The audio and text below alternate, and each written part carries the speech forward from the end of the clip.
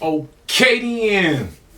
What's up, ladies and gentlemen? It's the host, the guy, the videographer, photographer, editor, director, entertainer, Tonii B, aka Tonii The Shooter, and welcome back to another episode of Locked and Loaded, where we react, review, and break down videos from people you may know and some you don't.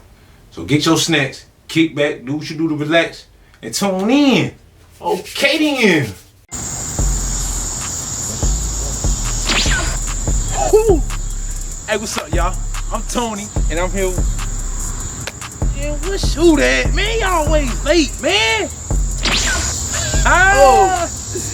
What's up, dog? I think you ain't showing up late, man. We got a show to do, bro. Man, I had to put my fit on, bro. What is wrong with you? I ain't I had trying to to put hear my that. fit on, bro. Can I put it on? Can I put it on for the people? I ain't trying to hear that, bro. Can I put it on for the people, Bro, though? can we get the business? Yeah, Can I'm we get ready. the I'm business? always ready, bro. Stop. Man, Come on, let's go then. You know who it is? The shooter, baby. Damn.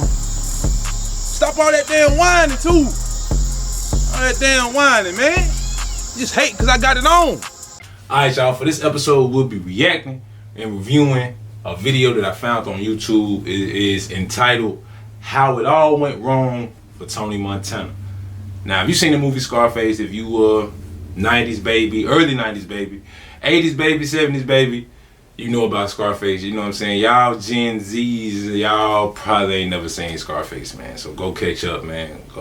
I think it might be on Tubi or it's on Netflix. I think I seen Scarface on Tubi, though. Tubi been going crazy, though, man. Y'all better stop sleeping on Tubi, man.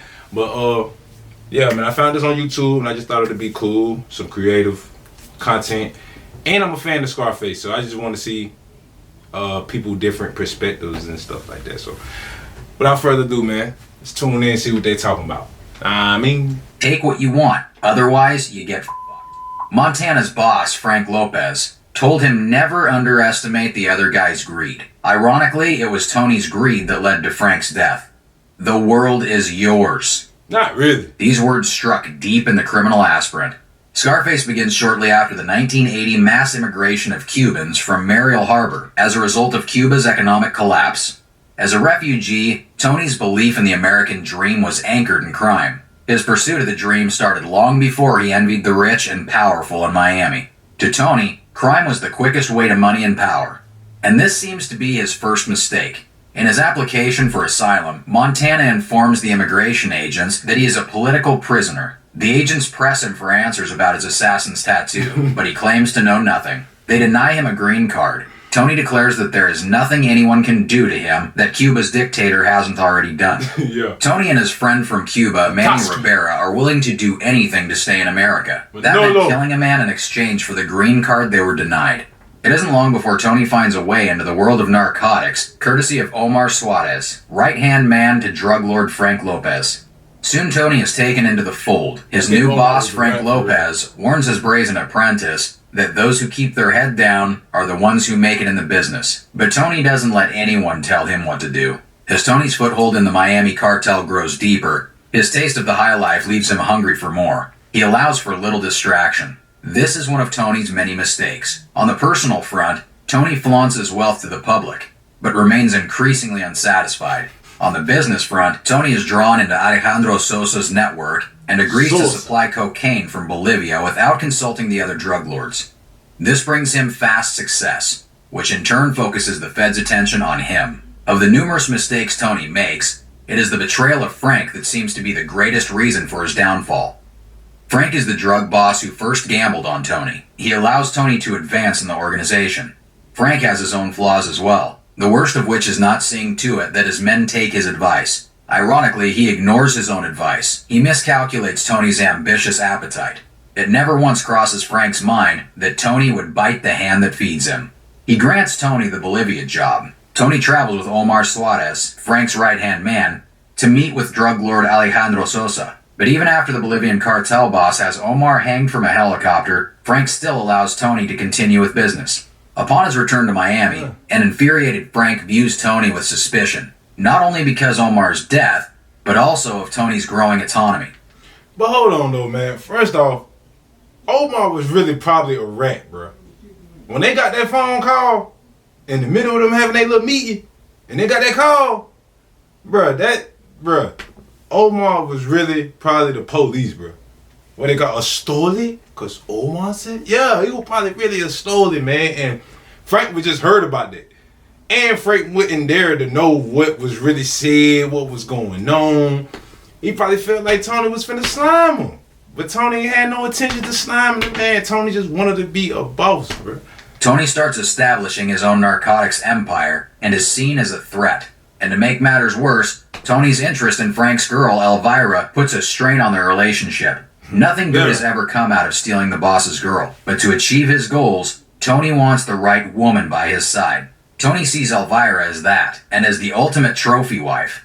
And before long, he and Elvira are married. Conducting business with Sosa is a betrayal that finally leads Frank to put the contract out on Tonii, through a dirty cop named Mel Bernstein. As for the relationship with Sosa, Tonii swears never to betray him. However, he breaks his word to both these men, and as a result, they break his balls, so to speak, with Sosa succeeding where Frank had failed.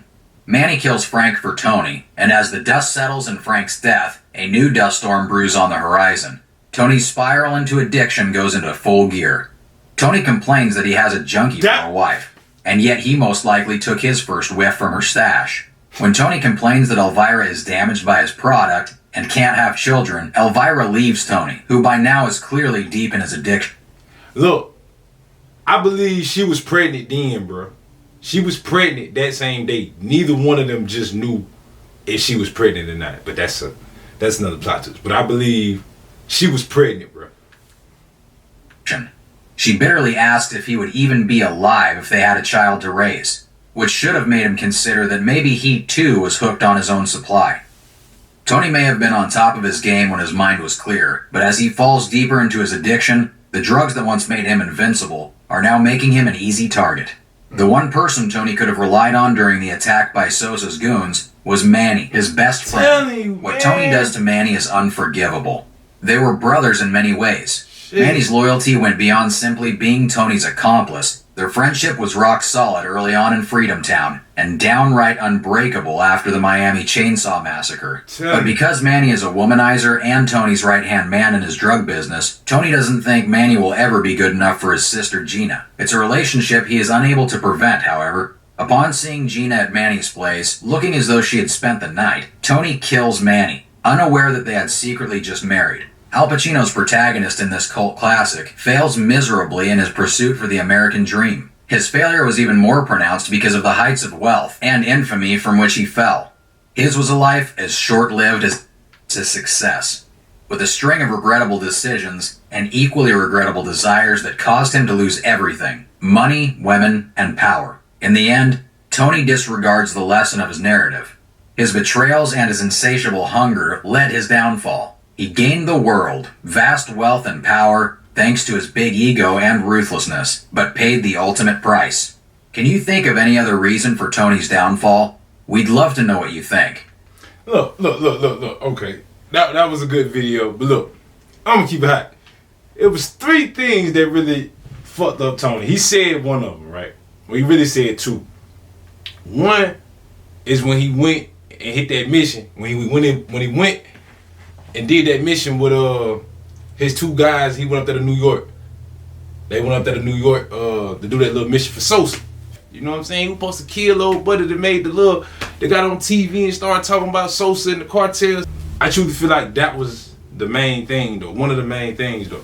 If Tonii hadn't went and just sent his little goons, sent Manny, it probably would have got done. You know what I'm saying? But being Tonii, he wanted a family. You know what I'm saying? He was trying to have kids. You know what I'm saying? He just had got married. Like, killing the kid and the wife wasn't his MO. You know what I'm saying? Like, the whole movie, you never seen the man kill no women. He ain't killed no kids. Like, so the man still had a soul. The man still had a heart. And that's what that scene really showed me, though. I was like, damn, okay, so Tonii is savage, but he ain't wicked.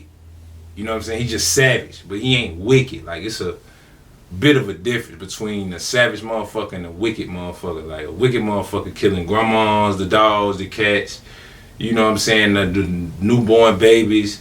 A savage just gonna come in and handle the man, whoever is really supposed to be handled, and get the fuck on. Like, he just gonna do real dirty, you know what I'm saying? He did Sosa brother real dirty in that car, you know what I'm saying? Second thing, Tonii was getting too bloated, bro. He was getting too bloated. Like every other scene, what?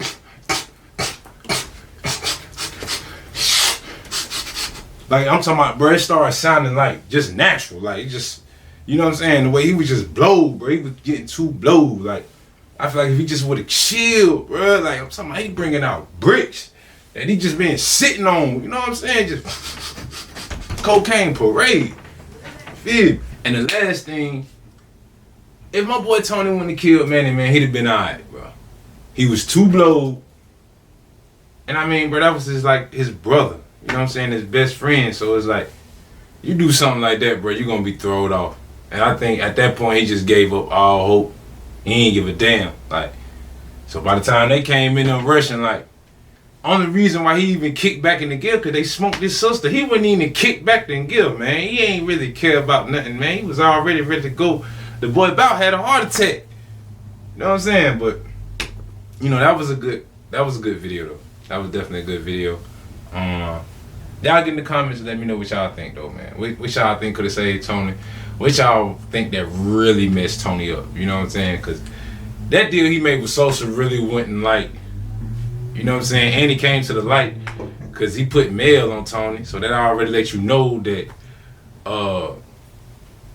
old buddy was working with the police. His former boss, Tonii former boss. You know what I'm saying? He was already working with the police. You know what I'm saying? So Omar was really probably the police. You know what I'm saying? Like, so I don't know, man. Y'all let me know. Till next time. Appreciate y'all tuning in, man.